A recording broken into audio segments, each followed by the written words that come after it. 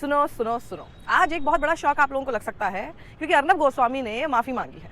जी हाँ, सही सुना आपने। और किससे माफ़ी मांगी है? कांग्रेस से। अरे लेकिन ये तो कभी माफ़ी नहीं मांगते हैं यार। सूरज कहाँ से उगाया?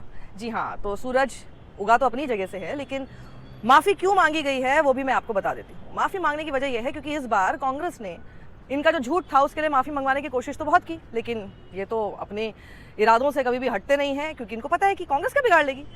तो इन्होंने जो झूठी खबर चलाई थी टर्की में कांग्रेस के दफ्तर को लेकर, एक बिल्डिंग को जहां पर कांग्रेस लिखा हुआ था इस्तांबुल में, उसको कांग्रेस का दफ्तर बता दिया। आप सोचिए, कुछ भी ये लोग करते हैं। माफ़ी मंगवाने की कोशिश की गई लेकिन ये माने नहीं। लेकिन इस बार कांग्रेस ने इसको बहुत सख्ती से लिया और सख्ती से ये लिया कि अर्नब गोस्वामी के चैनल के खिलाफ केस कर दिया। जैसे ही केस की बात आई, जैसे ही केस हुआ तो अच्छे को नानी याद आ जाती है क्योंकि पता तो है कि झूठ बोला है। जब झूठ बोला होता है तो आपको पता चल जाता है कि अब इसमें बचने लायक कुछ होगा नहीं। और अर्नब गोस्वामी की तो वो वाला तस्वीर भी आपको याद ही होगी।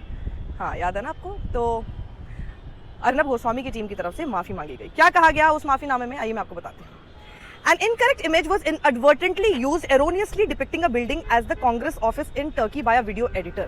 बाप रे, इतनी भी हिम्मत नहीं है कि अपनी गलती मान लें, वीडियो एडिटर के ऊपर डाल दिया। तो वीडियो एडिटर के ऊपर अगर आप डाल रहे हैं तो मैं भी सेम प्रोफेशन की हूँ, बहुत आसान होता है वीडियो एडिटर के ऊपर डालना। लेकिन वीडियो एडिटर तो सिर्फ तस्वीर कहीं पर पोस्ट कर सकता है ना, कहीं पर डाल सकता है।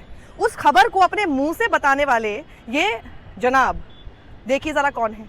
इन जनाब ने अपने मुंह से ये बात कही है, सुनिए। I want to ask you something. What kind of business does your party have in Turkey?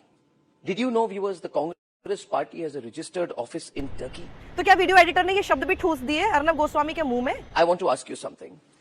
What kind of business does your party have in Turkey?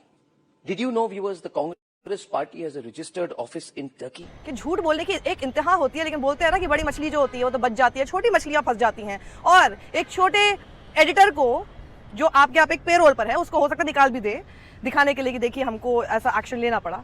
इनका तो खुद का तो कुछ बिगड़ेगा नहीं। उसने आपको बोला था ये सारे शब्द आपके मुंह में उसने डाले थे।